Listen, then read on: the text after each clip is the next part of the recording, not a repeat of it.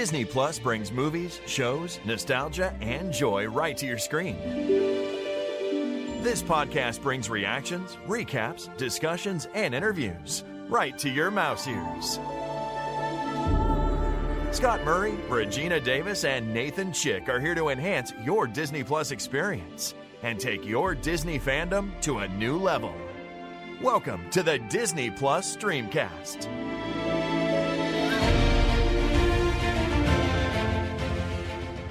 Welcome to the Disney Plus Streamcast. I'm Scott Murray, and I'm here with Regina Davis.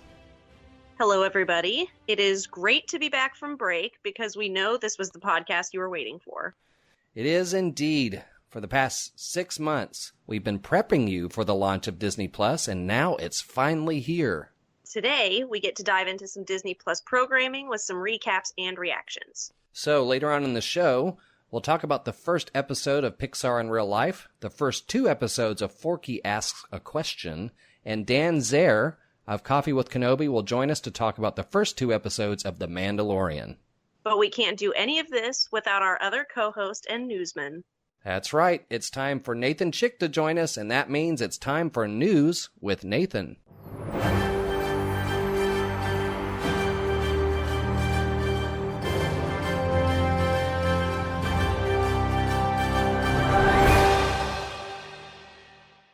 Why, hello everyone. How you doing out there? We are good. How are you, sir? Oh, I'm just full of beans. I've watched my double whammy of The Mandalorian. I've been going through that back catalogue, seeing what I want to watch on Disney Plus. I'm just super, super, super excited. Did you just say to be you were here. full of beans? Full of beans, absolutely. Okay, Keeping it with the Blazing local Saddles colour. just came to mind. Oh, maybe not like that. But as we all know, Disney Plus launched on Tuesday to the acclaim of probably all your mates and the stock market especially. Disney's share price, all-time high, jumped up to $148 per share, buoyed by 10 million subscribers out of the gate on that Tuesday. Not that they could all get on at the same time, though. I had no problem. I know lots of other people had no problem, but if you read Reddit, if you read Twitter, people were aghast as there was outrage, there was disappointment where more than a few people couldn't get on to watch The Mandalorian, to watch Noel, which, as we know, is the main thing we're all there for, to watch The World According to Jeff Goldblum. Fair play, right? Disney does have a support line, which is more, I think, Netflix and Prime Video and all those other services do. Yeah. And people reporting waits of up to an hour to speak to a rep. I need to be told, we'll resolve it as soon as we can, but maybe here's a free month for your trouble. Did you guys have any trouble? I had no problem whatsoever, and apparently North Texas was a hotspot for that outage. No, I didn't have any issues. I was able to set it up on the PS4 without any little problems of any kind, and I wanted to be able to watch it in my office. So I drove to Target really quick, bought a Chromecast, and downloaded the app, beamed it to my TV in my office, and everything was good. Well, I wasn't that high-tech about it. I just signed up on my trusty PC, but I had no problems either, although I did have a bunch of friends who just couldn't make it happen. And I was just reveling in the fact that I was the one that could. And they were like, party at Regina's, let's go to Regina's. Yeah, and then, well, my excuse was like, well, you guys don't have a Disney Plus podcast, okay? Like, it's much more important that I get this done. But, I mean, I did feel, once I finally logged in and sort of saw it in all of its majesty, I did feel really bad for everybody, that couldn't get on. But I'm also not really that surprised because I think as we got closer to the date and the more information that we learned about it, even just over the course of this podcast, our excitement for this platform has multiplied exponentially. Mm-hmm. And so I think, once people realize like, holy cow, this is an amazing deal with amazing content, it just got overly flooded. Yeah, I mean, I think about video game releases, highly anticipated, especially like online games, MMORPGs, it's not uncommon, even if the company that's putting it together is really, really big for something like this to happen. You're prepared, but you're not prepared. And I think that's one of the reasons why Disney was trying so hard to get people to subscribe early, get it downloaded early or set up early to see if it might counterbalance some of that happening. But it sucks for people that had that happen, but at the same time, it's not shocking that it happened. I was just excited that I could actually download the app on my Fire TV. So the fact I got it and it worked without me having to switch over to the old Xbox One and start unplugging HDMI cables, I was just very excited for that. While we're on the topic of video games, Jedi Fallen Order came out from EA and Respawn Entertainment this week. It's been reviewed very positively. A Star Wars game with a really good single-player campaign, shock horror. It's true. It's out there. It plays a bit like Dark Souls and Metroid, with some really cool traversal parts like the Uncharted games. The storytelling in it has been lauded. I mean, Respawn came from Infinity Ward back in the day, which you'll know is making the Call of Duty games and having some really, really cool cinematic bits in that. They also did, as well as Apex Legends recently, which has some real tight combat in it. They also did Titanfall 2. You know, the bones of Apex came from Titanfall, and that single-player campaign was absolutely stunning. It was absolutely fantastic. Anyway, people are loving it around the net. Apparently, the Xbox One version has some janky old frame rate stutter in places. PC is the way to go right now if you've got a choice of formats, or PS4. But you're looking anywhere between, I think it was an 81 on Metacritic, with a few people saying it's definitely a solid 9 out of 10 if you can get past the bugs, which in its current state might bring it down a notch. But if you are a Star Wars fanatic, and you probably are if you're listening to this, and if you're going to play that game, a little Easter egg in there, your adorable little droid companion, BD-1, is actually voiced by Ben Burt, who does all of the different... he's the sound designer for the actual Star Wars movies. So that's kind of cool to see that all come around full circle. I'm psyched to play it. It takes a lot to get me off Overwatch, but I'm looking forward to that. Just even on the basis of Titanfall 2, I can't wait for it. I've been watching a lot of gameplay of this at work, and I've got to say I'm really impressed. The graphics look so good, and you know, I've heard that the combat is a little dicey initially, but you get used to it pretty quickly. I think with the things that have happened lately with EA and with Star Wars, they had a lot to prove. And I think they've done a good job rising to the occasion.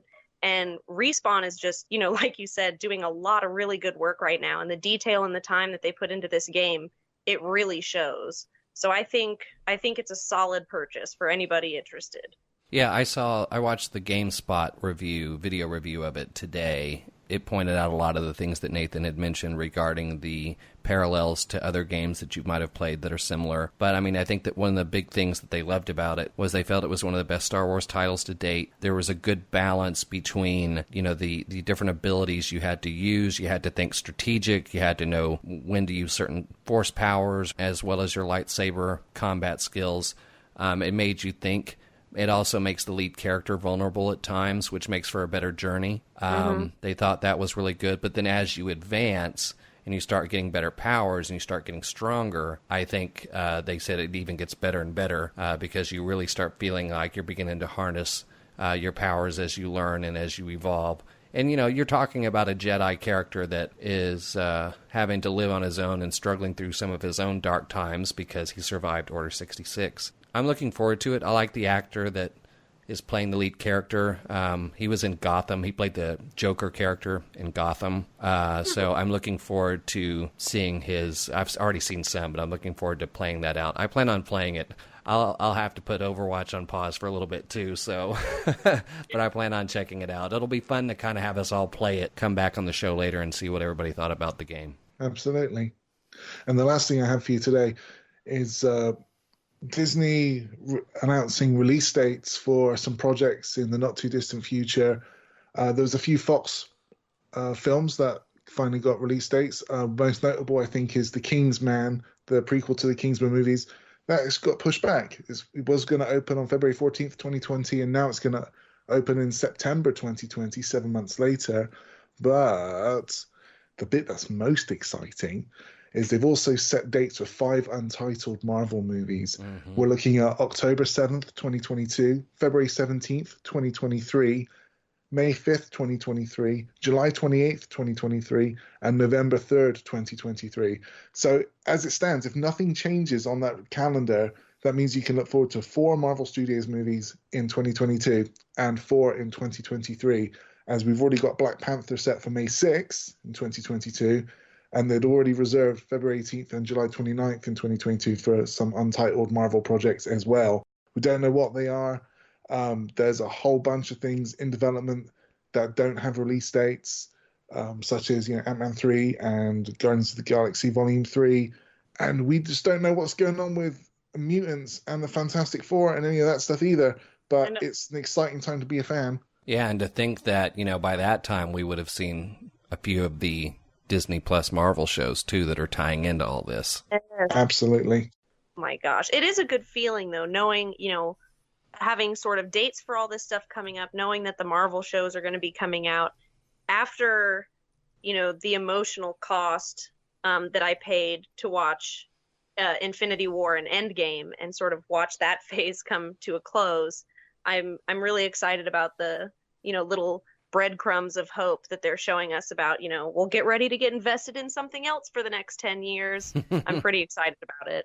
All right. Yeah, I'm going to have to get new built-ins just to accommodate all the merch that I'm going to buy from all those movies. So, I'm glad they're several years off because that means I've got time to save and sort out that HELOC. And that's what I have for you guys. Well, we know that Nathan checked out some of the Disney Plus programming, so he is going to join us as we dive into our first recaps and reactions. That's next on the Disney Plus Streamcast.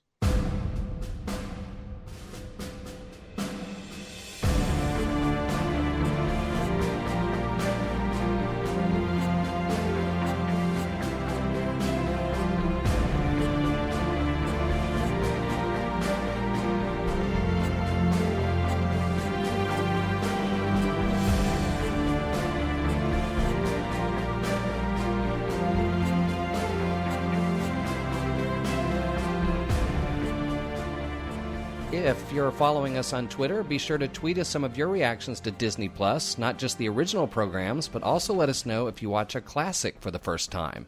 Or let us know if you're watching a classic for the first time in a long time. If you have something to say about anything on Disney Plus, we'd love to hear it. Or on Twitter, I guess, we'd love to see it. You can tweet us at Disney Plus Cast and share your thoughts with us.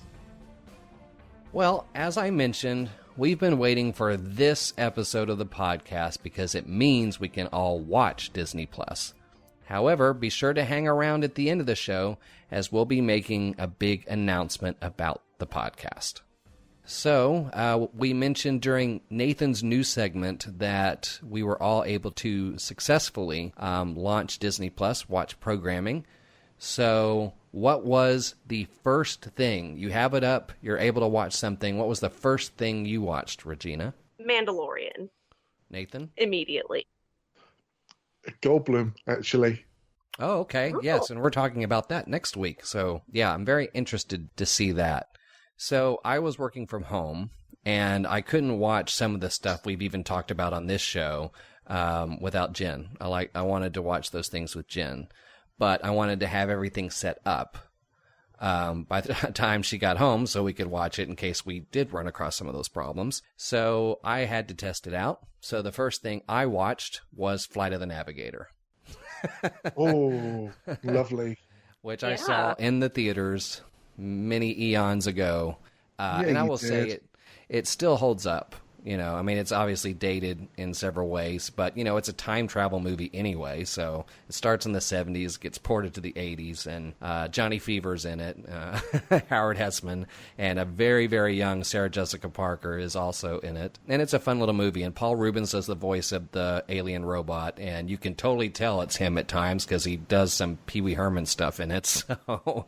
what else did you all check out? I know we all watched The Mandalorian. We're going to talk about that later. But is there anything else you got a chance to check out or just test out or just hit play and see what happened? Well, I was sort of browsing around and I was, going to watch something that I'd never seen or one of these new original shows.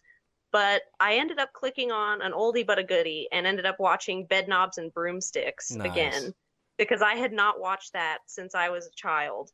And if you're not familiar with that, it's got Angela Lansbury, whom I love, and she's basically taking a correspondence course for witches while also sort of semi-adopting some children that were evacuated from the London Blitz. And she needs to sort of use her abilities with the help of these children to defeat German troops. It's just the coolest thing ever. And watching it as an adult has been really fun. And it just shows, I would have never thought to watch Bedknobs and Broomsticks again. It's been so long since I've seen it. But just because you can scroll right past it on Disney Plus and, just remember things that you'd forgotten, I think this is going to be a really fun experiment.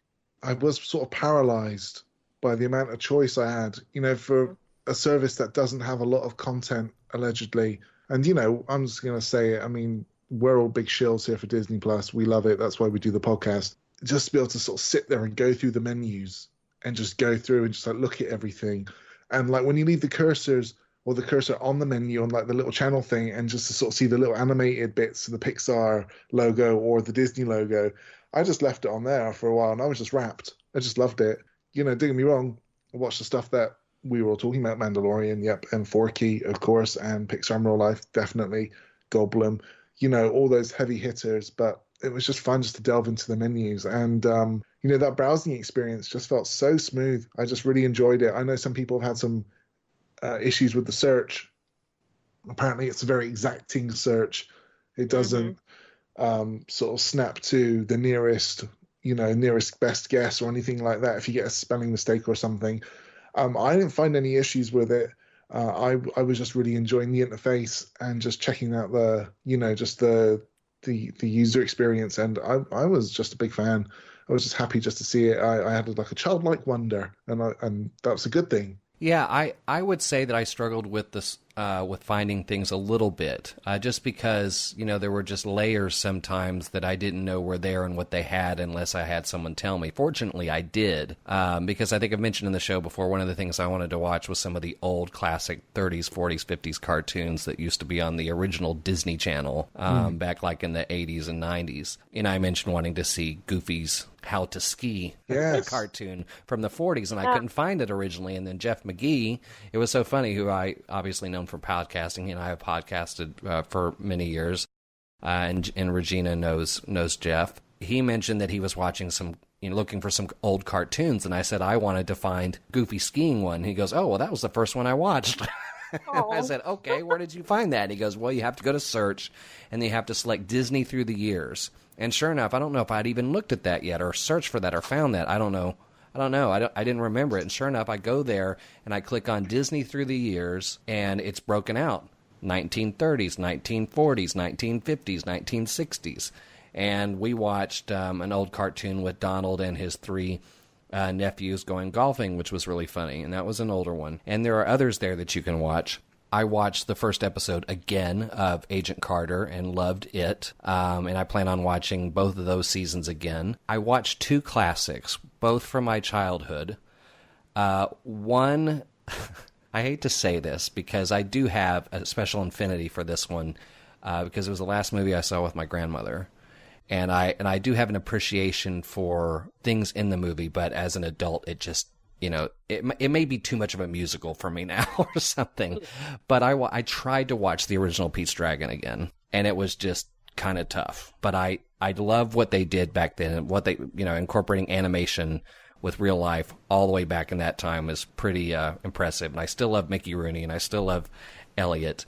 However, I had Jen watch Darby O'Gill and the Little People for the first time. And that was one from my childhood, and that, to me, still very much holds up. You should go watch that. It's charming, it's fun, and the dialogue between Darby O'Gill and the King of the Leprechauns is amusing and fun and cool, and their rivalry against one another is just really, really awesome. Plus, you get to see like a 20-year-old Sean Connery sing. While we are talking about what's there, was there something that you were hoping was there, and maybe it is and we can't find it, or it's just not there yet? Is there something you look for that you hope you will see on Disney Plus that may not be there right now? I was told that Up wasn't going to be on it whenever it launched, and I'm pretty sure it's there. So that was exciting because that's such a great movie. Even the first 10 minutes is such a great movie. Even if you didn't watch the rest of it, it's still fantastic. Just the intro, you watch it just for that. I'm happy as a clam as well. There's only one that I've noticed so far. I mean, as soon as this thing launched, I immediately was like, do they have Sword in the Stone? Do they have Black Cauldron? I was sort of going for the ones that I remember from my childhood, but that aren't really talked about very much. But they had both of those. But the one that they don't have, and this one I remember really wigging me out as a kid, and I need to sort of revisit it as an adult, is The Watcher in the Woods. And that's the one where, this family moves to the British countryside and just gets mega haunted by this little ghost girl. And I just remember it being incredibly disturbing, and I can't wait to watch it again. So I'm just hoping they add it soon. But I mean, like Nathan mentioned, there's so many options already. I think that they can tide me over in the meantime. I'm still looking for Toby Tyler and the 10 Weeks at the Circus. I still would like to see Lambert, the lion that thought he was a sheep. I noticed that Brian J. Jones, who we had on the show not long ago, we were talking about how the Muppet Show needs to be there. He tweeted to Disney Plus, the Muppet Show needs to be on there. And I'm hoping that Toy Story 4 shows up soon. It's already out on Blu-ray.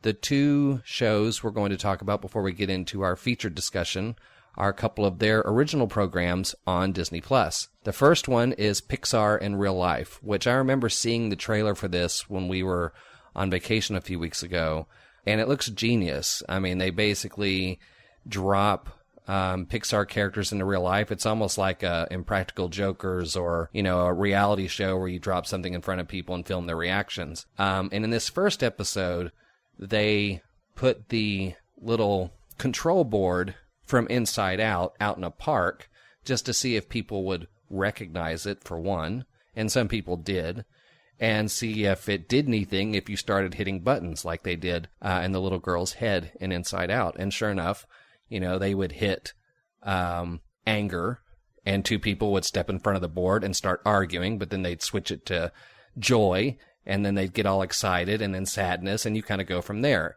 And for about 5 minutes, they saw different people act out the different things and watched different people play with the board and watch their reactions. What did you all think of that for the first episode of Pixar in Real Life? So I wasn't 100% sold on the concept, but after watching the first episode, I found it very entertaining. People were getting a real kick out of it.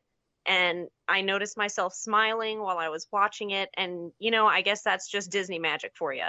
They just show you things you didn't know you needed. And I'm very interested to see how this goes. I'm pretty sure that they're going to be doing one that's WALL-E related. And I feel like that one's just going to blow my mind. There's going to be an Incredibles one, too. Oh, man. See, and, I'm fully on board now. So whatever they want to, toss in the ring, I think it's going to work, and I'm ready to see it. Yeah, I got to be honest, I didn't love it. Felt like some sort of webisode type thing from, back in the day when all those different firms were doing that sort of like the little mini content things that they would do to kind of supplement the real TV shows, like they did with like Battlestar Galactica and some of those other things way back when.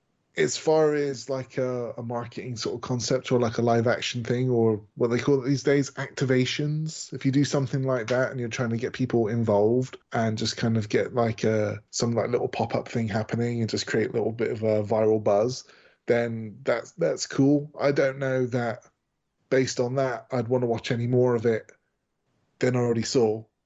Certainly not for the Inside Out concept. I just didn't find the actors who were, and improv, man, I mean, it's tough. I get it. I did a couple of years of theater and, there's a reason I don't do it anymore.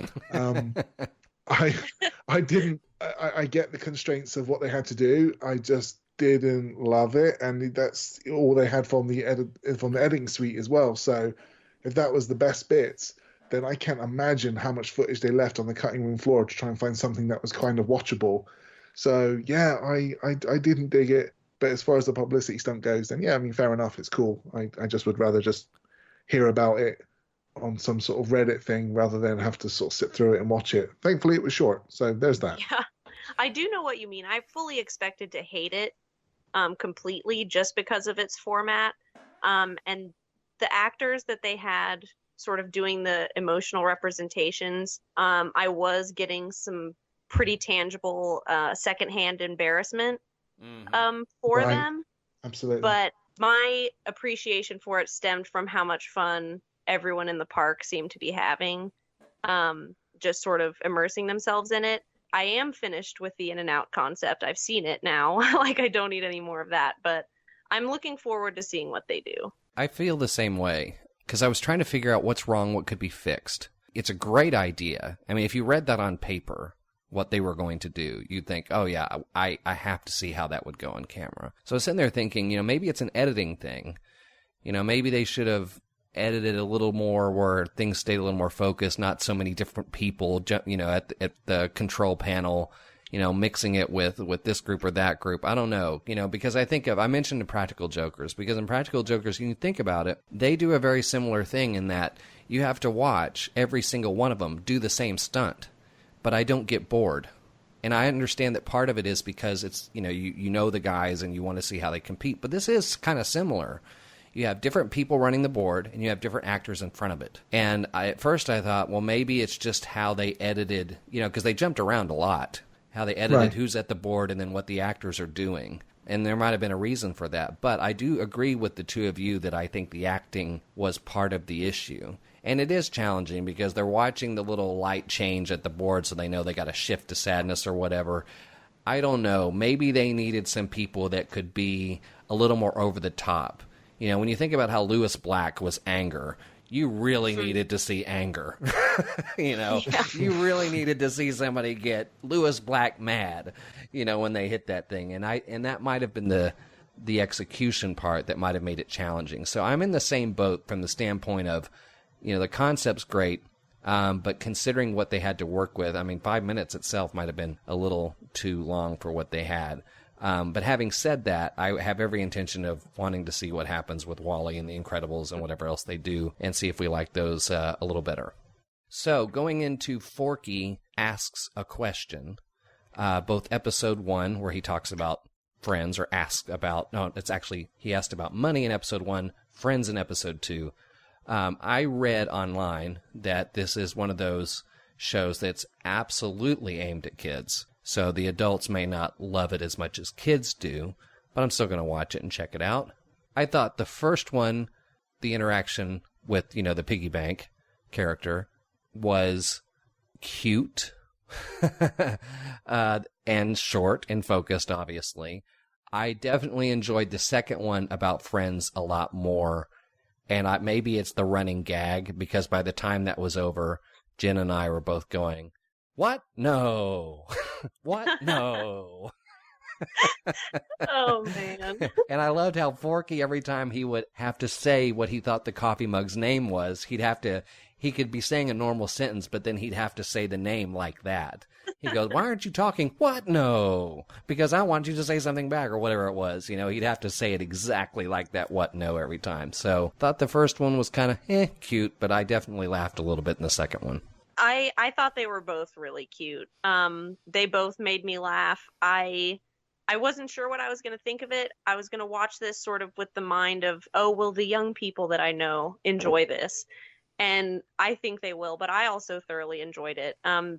The tail end of episode 2 of the What No running gag, the way that they wrapped that up, cracked me up. I was absolutely in stitches, just full on laughing. And whenever I'm watching something by myself, that doesn't happen a lot. But the fact that this little Forky Asks a Question was able to do that tells me something. I will say the interface was kind of frustrating for this one, because you can't go to a Forky Asks a Question thing and then find the episodes. For me, they're two completely separate entities. So I had a really hard time finding them both. But other than that, it was just a good time. Yeah, I was a big fan. The first one was what it was. I had some ham and I had some Forky, and they were both being themselves, and that was kind of cool. And the second one, though, I think gave Tony Hale a lot more to work with in terms of, how animated he became when he was getting into the what no and everything else. And even though we kind of had the feel good, the moral of the story and all the rest of that at the end, and we sort of tied a bow on it within a couple of minutes, I just felt like his histrionics dancing around that desk, or what it was with the mug, I loved it. I was just cackling when I was watching it, and I really, really enjoyed it. And I didn't really enjoy Forky, the character in Toy Story 4, as much as I did, Ducky and Bunny, or, was it Duke Kaboom and those people, Forky for me he wasn't the reason. I know he was the thrust of the narrative, or that started it all off, but he wasn't while I was watching it. Whereas I was definitely sticking around for Forky in this one, because as I say, Tony Hale just made those lines just like gold. They were brilliant. I was laughing real hard. So yeah, I enjoyed that. Ducky and Bunny need their own Disney Plus show. I'm just saying. Yeah, they just need a show like Ducky and Bunny beat people up, and I'd be there for it. I mean, that really could be the next Pixar in real life, right? You just have Ducky and Bunny sitting there, and they walk by and they jump on people's faces. Absolutely. You just start mugging people. Plush rush. They're just kicking people in the head. That's right. Went to a galaxy hey, far, that far Space away Ranger. and got kicked in the head. Well, it's time to have our featured discussion with our special guest. But before we introduce him, we want to share some of the thoughts that we found from you on Twitter regarding The Mandalorian. So we're going to go into Twitter here and look at some reactions that we saw for both Episode 1 and Episode 2. Our first one comes from Dan Hernandez at Cuban Missile DH. He says, the second episode of # The Mandalorian was better than the first. It feels the most like the original trilogy in many ways. I love getting to spend time in pockets of this universe that I've always wondered about. Love it. I completely agree with that. The next Twitter reaction came from a user named Obes Kenobes, which I absolutely adore. It says, one of my favorite bits of design for The Mandalorian is how IG-11 has this pneumatic, deliberate, but clunky quality to his movements, like watching an old carnival ride or an engine rotate. It's very machine-like, which for all the droids in Star Wars, I don't think we've seen before. This one's from Rachel Stella, who writes, I'm going to start ending all my conversations with, I have spoken. Yes. All right, then we have Dom Abdoon at Nardi Views, who says, I came to a realization today, with The Mandalorian having rewatched Solo, I can pretty safely say I like most of what Disney has done with Star Wars. There are some weak spots in the storytelling, especially early on, but we've gotten a lot of greatness too. The next reaction comes from a user named John Hood, and John says, the second episode of The Mandalorian cements the series as Star Wars at its best. The man's got a point. Certainly, I feel the same way. This is from Christopher Summers. It's our last feature tweet. And he writes, as soon as we have a canonical name for this species, cool, but we don't. So Baby Yoda is all we've got. # The Mandalorian. # Don't be a snob. # People don't really think it's literally Yoda. Perfect. Yes, we're going to talk about that with our special guest today, because basically everybody's we don't know the name of that species, so he's right. We have to say Baby Yoda, because that's just the easiest thing we can call it, other than that green thing that looks like Yoda or something like that. Baby Yoda just seems to be good until I give us something else to say. So that is what some of you thought about the first 2 episodes of The Mandalorian. Now we're finally getting a chance to discuss it, and joining the conversation is the host of the very popular Star Wars podcast, Coffee with Kenobi, Dan Zehr. Hello, Dan, and welcome to the Disney Plus Streamcast. Well, thank you, Scott, and hello, everybody. It's awesome to be on the show. It's awesome having you here because I know you do a lot of Star Wars talk on your show, obviously, and we've had the chance to do that several times on different podcasts, and it was only fitting to do that here now that we are getting a Star Wars TV show, something that, we've heard about Lucasfilm wanting to do for several years, and it finally came true just this past week. And before we kind of get into the show and what we saw, I think it's important to start off with just a couple of things that help some people understand the timeline. Because I've seen things on Twitter, I've seen people ask questions as to what's happening, where does this take place, what am I watching, if the Empire's gone, why is it gone, but why are there still stormtroopers? So, from what I understand, obviously this takes place between 6 and 7. It takes place after the Battle of Jakku. If you read the book Aftermath, You might have some insight there. If you didn't, well, that's why there are Star Destroyers crashed on Jakku when you watch episode 7. So that's when it takes place. There is a portion of the Empire that is kind of following some new rules now that that conflict is over. And then you have the faction of the Empire that is following some orders that they got from the Emperor even after his death. And that group is what eventually becomes the First Order. And those are the two factions of the Empire that are around during this timeline before we get to episode 7. So I think that's at least some context. Do we have that right? And what else do you understand about the timeline that people may not know if they haven't been reading the books or even reading online as to what's happening in the galaxy at this point? Sure. Well, this series takes place 5 years after Return of the Jedi. It takes place 3 years after the Battle of Jakku. The Battle of Jakku does take place in the Aftermath trilogy. Mm-hmm. The finale of that epic battle is in the third Aftermath book, and it's a great series.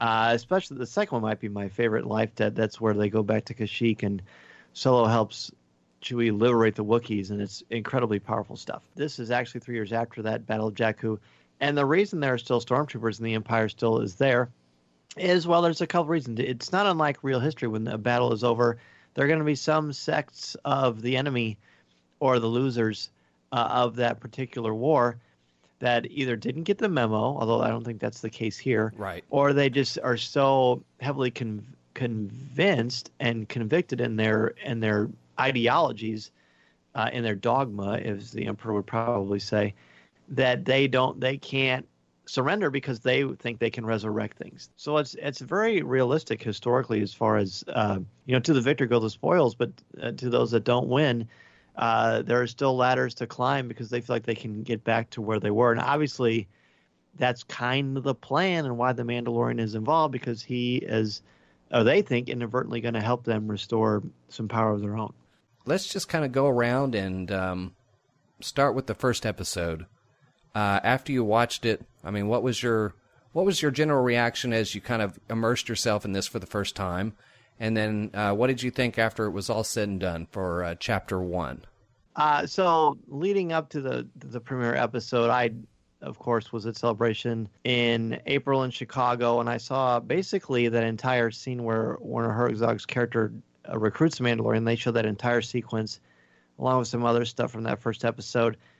And I liked it. I didn't love it. I wasn't blown away by it. I said, okay. I'm not sure. I mean, the thing for me about Star Wars that I've always liked was the hope aspect, the fact that there's optimism in a challenging world.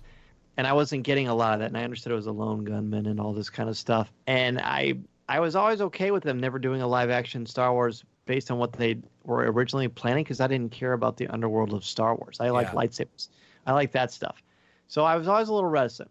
But the way they were so good about giving us a little bit about this over and over again, the design of that armor, this different paint, this different look at what a Mandalorian looks like, and then actually seeing the premiere episode, I was completely mesmerized by it. I didn't expect that I would be, and I'm so grateful that I was. I liked it so much, Scott, that I watched the first episode 5 times in a couple days, and I don't do that. Yeah, I haven't seen The Last Jedi and The Force Awakens combined 5 times. and I, Star Wars it's definitely become my side hustle. Yeah. But I like to just sort of parse it out and just sort of let it marinate for a while. And to me, it means more the less I see it, because it's still a surprise when I do see it. But for this, I just couldn't get enough of it. I had to watch it over and over again.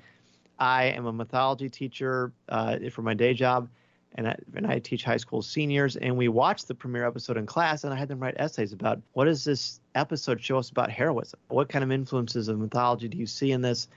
And the conversation has been great. The last 10 minutes of the Chapter 1, the first episode, I thought were incredible. And then that reveal at the end, including like sort of an allusion to Michelangelo, the painter, the creator, I thought was amazing. The fact that I can be surprised by something in Star Wars and feel that sense of wow created for me why I like Disney Plus so much. It's that this is appointment viewing. Yeah. It's not all dropped at once, but the fact that I can be excited that Thursday night / Friday morning, I'm going to get to see the next episode of The Mandalorian. Yeah. I love that. I love that. So that sense of wow you mentioned, Dan, is exactly what happened. And I wasn't apprehensive about the show in any way. You know, I thought it was going to be really, really cool, but I wasn't sure I would get the same sense of wow that I could get from a movie in this TV show. But they absolutely gave it to me. I know, you know, things have been kept on a relatively small scale, and I know that the scope is going to expand as the show goes on. But right now I'm enjoying this sort of side pocket to the Star Wars universe that they're giving me. And I am very interested in the edge of space stuff, the stuff that's not completely above board. And this is giving me exactly what I needed while not being, you know, too overt in it. There's still a lot of lightheartedness. There's still a lot of goodness and, you know, just the Star Wars joy in it, while being sort of a darker story. And, you know, being able to learn more about the Mandalorians in this way has been incredible. The Beskar Pauldron scene is one of the coolest things that I've ever witnessed, just the ceremony to it. And, So you know, good. just, oh my gosh, I was losing my mind because I was Very just like, D&D. Yes, exactly. And it just got me so hyped. And, you know, it really just lived up to my expectations in every way. I was optimistic going into it, and I did go on Reddit, and I did see that sneaky footage that someone leaked from that screening a while back, and I knew I was going to be really into it. And I've got to be honest, it was just everything I wanted. For me, you know, I have that emotional tether to that first trilogy, the originals. That's what got me into sci-fi. That's what got me into fandom stuff. As it is then. Back then it was just really cool, you know, toys and really amazing movies. And you're sort of starved for content with that for the longest time. You had this universe that, you know, we didn't get to dip back into, you know, growing up like in your 20s and everything. There's not a lot there until Phantom Menace comes out, and it's not what you wanted, because all the cool stuff that I remember was on Tatooine and in Mos Eisley. Just to like have him, the Mandalorian, walking around wherever he is, doing his thing, whatever dusty, you know, hive of scum and villainy, whatever it is, it doesn't matter. The fact that it kind of put you back there watching that original movie, and the little throwbacks as well.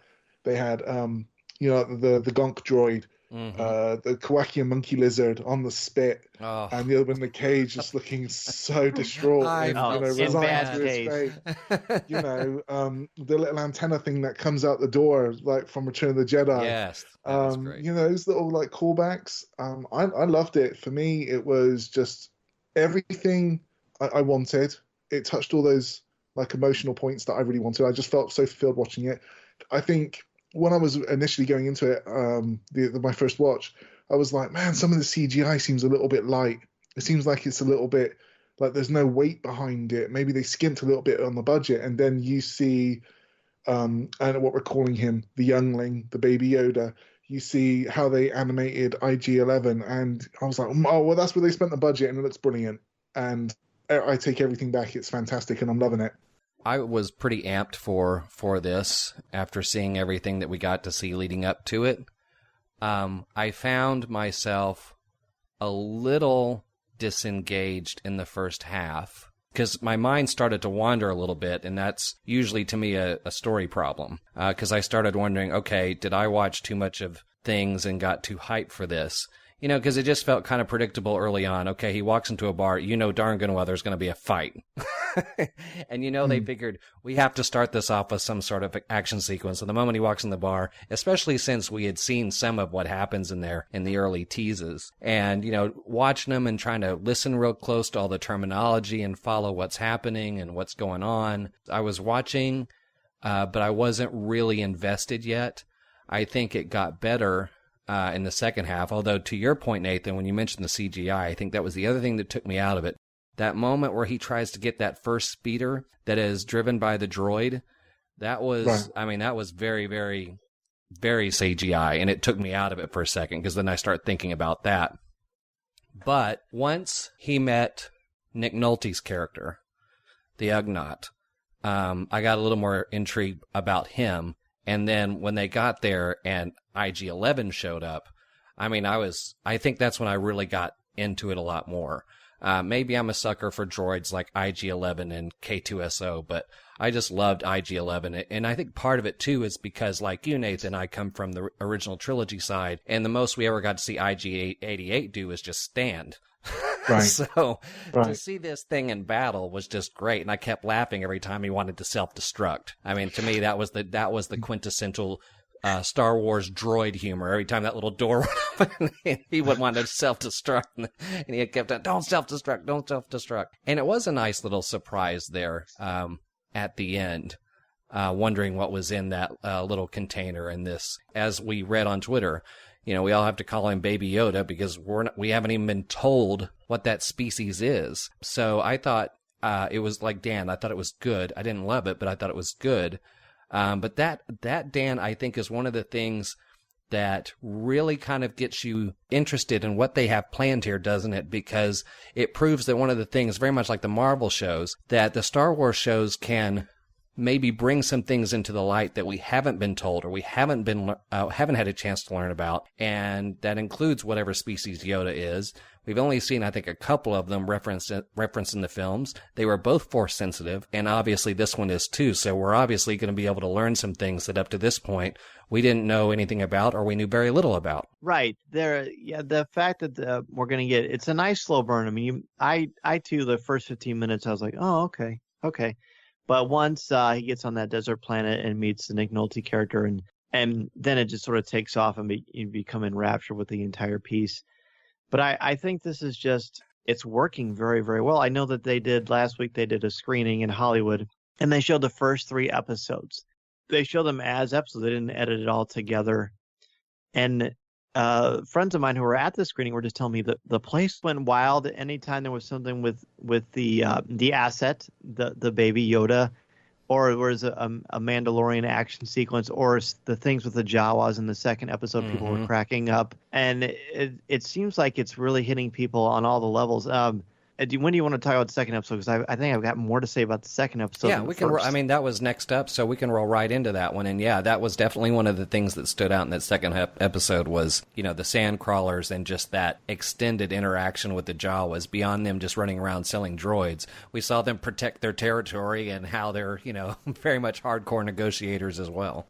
And now we understand why Obi-Wan Kenobi said, why C-3PO said, I can't abide those Jawas, disgusting creatures, because I will never look at eggs or Cadbury eggs the same way again. Yeah, right. That was so repugnant. I couldn't deal with that.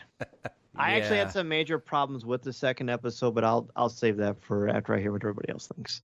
One of the things I did stop and think after, even though I thought the first one was good, I wanted to like it more than I did. But then, you know, I kind of felt myself going back to, well, that's the pilot, you know, and what follows the pilot. By the time I was done with the second one, I mean, I really enjoyed everything with the Jawas. It made me excited for other things they can do. It just goes to show they don't always have to have everything referenced from the other films, but there's things they can bring back in that as Star Wars fans we can love and even get more out of them than we did in the films if we get something unique from them, which we definitely did.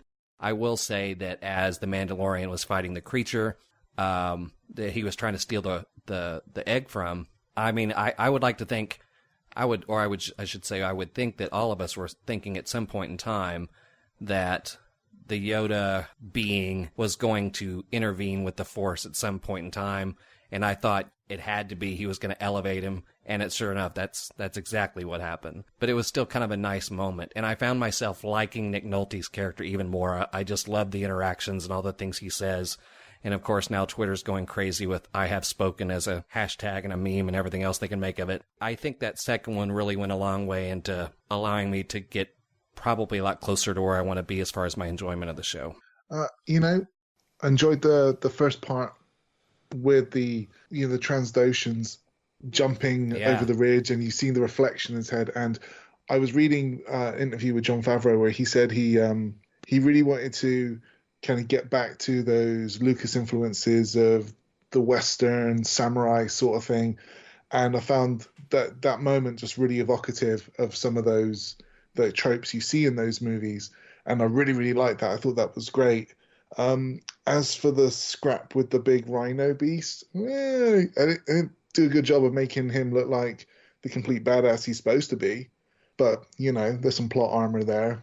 Baby Yoda, Force stuff, so I get it. I felt like it lost like some of its push, its narrative push, like getting towards the end there. Like, he's this stone cold killer. He's a murderer. They've got a code, but you don't mess with a Mandalorian unless you strip all his stuff off of his ship, and then he's going to go barter to get it back, because why wouldn't you, just go and negotiate with the people who just robbed you? Like, okay, cool, I guess. But I enjoyed it. I love Jawas. More Jawas for the win. I mean, that Sandcrawler scene was just so much fun. It was every bit the action sequence I wanted, with a little bit slapstick, and I love that. That was great. Yeah, and a couple of things to that. One, I do like the fact, despite the fact that he is a badass because he is a Mandalorian. I mean, I think it's good that we see him not be able to hit every shot, or take some hits or fall down. I think that's good storytelling when you're not so much of a badass. You never miss. You always get the best shots in. No one ever gets the best of you. And the Jawas kind of got the best of him a little bit, but he was pretty outnumbered in that. And then even against the Beast, he kind of needed some help there to fight that thing. So I think that was really good, but it really kind of intensified the situation, though, didn't it, when the Trandoshans show up? Because now you know that there's other people looking for him. It's not just the Mandalorian that's out to get that. And I think that's going to continue to be perilous for him as we go along. I loved it. I do agree with Nathan about the fight with the Mudhorn, only because, I know that it's good for him to miss shots and stuff, but I don't think, until the very end, there was really any damage done by him. It was hard to watch, honestly. But it did, set up for, the amazing Force moment. I really liked the moment by the campfire when he sort of walks over and waddles over and tries to heal his wound, but the Mandalorian, not really, obviously being familiar with the Force right now, just sort of puts him back in his chair.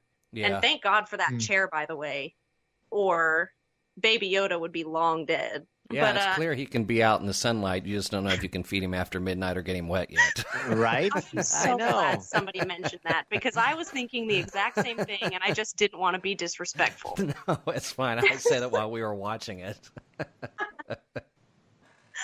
No, but I very much think, because, the asset is what we've discovered it is, it's going to be very John Wick 3, sort of everybody is after you right now. And I am very ready for that. I am curious, how the Imperial Remnant found out about this baby, just because it seems like the knowledge of the Force has sort of disintegrated a little bit. But because of the pacing of the show going so well for me, I'm really not worried about them delivering on the things I need to know within, the few episodes that we have left. It's interesting to think about, why are they open to the idea, considering what we know about the Empire and the Force, especially after things like Order 66. But remember, they're also trying to rebuild. Why they're open to, well, you can kill it, but we also might take him alive. I think this episode, that the fight sequence with the Beast that we were talking about, I actually like, and I think this is important, that he struggled. Because as we've seen in both episodes, he is someone that when it comes to people or, humanoid creatures, he's got this. But when it comes to nature, he struggles. And I like that. I like the fact that he's still tough and powerful, but he's also vulnerable. And I think that's important for him emotionally. Otherwise, we're not going to buy what's going on with the child. And I think it's also cool because it creates a little bit of peril. Like, you believe that he can get hurt. Yep. You believe that there is risk involved for him, and that there is actual threat of loss. Because otherwise, you're not emotionally invested. At least I wouldn't be emotionally invested. In fact, I think that's why I like this show so much. Because if he was just a cold-blooded gunslinger, that would be snooze for me. I've seen that. I've seen that a million times in a million different places. Star Wars has to be different. It has to take a classic genre and it has to kick it up a notch. Put the coaxium in here and let's see what happens. And he's much more compelling this way. My actual problem with this episode is the fact that Baby Yoda is not Force sensitive, but is very much in tune with the Force. Maz Kanata is Force sensitive. This child is very adept at using the Force, whether it realizes it or not. It's pure instinct. It's 50, but of course species age differently, as IG-11 so kindly told us before his early demise, although who knows, maybe he'll be back. But the problem with this thing using the Force the way that it did so early, I mean, personally, I'd like to see that happen later in the season. I think the anticipation of that would be more of a payoff. However, I realize that Jon Favreau knows exactly what he's doing, and I'm certainly going to be all in to see where this plays out. But to me, if every incarnation of Star Wars, whether it's Rebels or a comic book or Star Wars Jedi Fallen Order, if on every one of these we've got this secret Force wielder that has this incredible destiny, then why are Luke Skywalker and Rey so important? Are they? I mean, if everybody, coming out of the woodworks has some special Force abilities and abilities to take over and be a force for good to change the course of the galaxy, I'm a little concerned about that. And I'm not going to push the panic button. You're certainly not going to see me being a panicky person on social media, because I realize a story needs to be allowed to be told before you can properly weigh the pros and cons of everything. But I don't know. I didn't need the Force to be a factor in the Mandalorian's arc. But again, I will wait and see.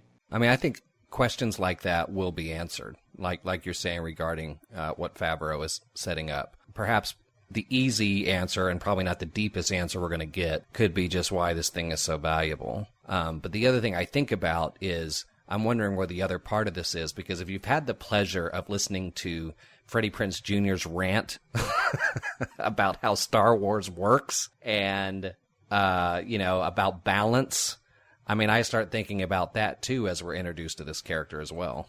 Freddie's rant is definitely right up there with playoffs. The Jim Morrow rant. Yeah, it's pretty playoffs. Great. Yeah, it's pretty great, and he's right. And again, I do want to emphasize, I realize this is just so early to know. Sure. We're like basically assessing something, 4 or 5 minutes into the second inning. There's still so much more to be done. I know Dave Filoni is so great about, I mean, he knows Star Wars better than just about anybody except for the guy who created it. And he's not going to interfere or step on Luke or Rey's capes. I just want to make sure that the focal point isn't about the Force coming back. I mean, if the Force awakens 30 years later, well, this seems like a pretty big awakening now. I don't know. We'll see. All right. Well, last thing I have to ask you about, because it's another point of discussion that it's made its way around the internet ever since somebody saw it and went, the hell just happened? And it has nothing to do with The Mandalorian. It has to do with watching A New Hope on Disney Plus. Funky. And yes, they've tightened up the shots fired by Greedo and Han Solo to where now they fire pretty much at the same time, which, okay, get that. But what has everybody's head hurting right now is also, as you just pointed out, before Greedo fires his shot, it cuts to him one more time. He says, McClunky. And then they fire their shots, but nobody wants to tell us what the hell that means. I'm like, why did this have to happen? I mean, it absolutely lights people's heads on fire every time they jack with this scene. And now they're going to add this word, and nobody knows what it is. I don't understand this, Dan. Is there anything that you can do to help people that are just wondering what this is all about? I mean, I get the whole tightening thing, because at least it's a little less messing with the fact of when Han shoots, but the McClunky thing is just really weird. I know when I heard it, I fell on my McClunky. I just couldn't believe how absurd it was. I think what's important to remember here is this was apparently something that George had in mind before he sold Lucasfilm to Disney. And I can't even begin to fathom, how it enhances the story or is important to either of these characters or this scene that they seem hell-bent on migrating into something far beyond what it was originally intended to be. So I don't know. I just kind of laugh and mute everybody who complains about it, because I just don't have. I don't know. It just makes no sense. It's absurd. I'm hoping I won't even notice it when I watch it, but it sure has allowed for me to randomly insert that into random conversations and make people laugh. I mean, I have like this vision because, when George was making all the changes and claimed that, everything that he was adding later in the special editions were things he wanted to do all along. I'm having trouble visualizing sitting, hearing an interview with him where he goes, yeah, well, only originally I wanted to have him say McClunky before he fired that shot. Wouldn't it be great if he had like in there? Yes, as long as he told us why. I like to think that he has a tax attorney that his name is Phil McClunky and you just want to give him credit. But I also think, just like, him showing up on set for Indiana Jones and the Crystal Skull, wearing the Han Shot First shirt, I also think he just likes to mess with people. And there's times where I think he just throws stuff in there and just watch the fans lose their heads and goes, they have no idea. And it really doesn't mean anything. Yeah, and there's probably, all those websites you can go to where fans do their own art. I mean, I'm also seeing that thing pop up everywhere in kind of humorous ways. And I fully expect to go to a convention. Not only do I expect to go to a convention and see somebody wearing a McClunky shirt of some form or fashion, but I bet there are people out there, cosplayers, that are working on their Mandalorian costumes and figuring out a way to have a little baby Yoda thing in an egg follow them around the convention floor. Mm-hmm. Oh, it's got to be Bluetooth, right? Mandalorian Bluetooth? Yeah, something like that. Actually, what I told Jen was, I said, okay, so how much do you want to bet that Lucasfilm is already, like maybe, I don't know, right before Christmas is going to go, hey, did you like that fully controllable BB-8 and that interactive Chewbacca? Well, guess what we have for you this year? Fully interactive Baby Yoda thing. I wish that would happen. By the way, I do have some news on that. I do know for a fact, I'm not going to say how I know, but that you're not going to see that. They were so worried about this being leaked that they made sure that they went through all of the product stuff. There was nothing there, no reveal of any kind, because they wanted what happened, and they got it. And it's kind of amazing in 2019 that we actually were able to be surprised. But definitely the victim of all this is all of us who would desperately want to have a plush one of these insanely cute creatures under the tree at Christmas time. But it's not going to happen this Christmas. Not this Christmas, but you got to figure when it's all said and done, especially as the big deal as everybody's making it, Funko and a bunch of other people are going to be jumping all over that whenever they get the green light. Oh my goodness. Pun intended. And there's going to be tattoos. Oh, sure. Well, Dan, thank you so much for joining us today to talk about all things Mandalorian and all things McClunky. Now we'd like to ask you to let everybody know what's coming up with Coffee with Kenobi. I know you've had the opportunity to interview Anthony Daniels here recently about his new book, so people can look forward to listening to that. But what else do you want people to know about that's coming up on the show? Well, most importantly, thank you so much for having me. I mean, I don't know how many different podcasts you and I have been on together over the years, but I am always honored to be to share the microphone with you. So thank you so much for that.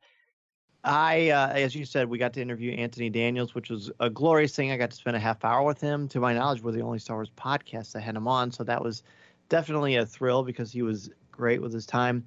Also, we've had Dave Filoni, Jon Favreau, Gina Carano, Pedro Pascal, and Carl Weathers on. I got to be a part of a media event for that as well.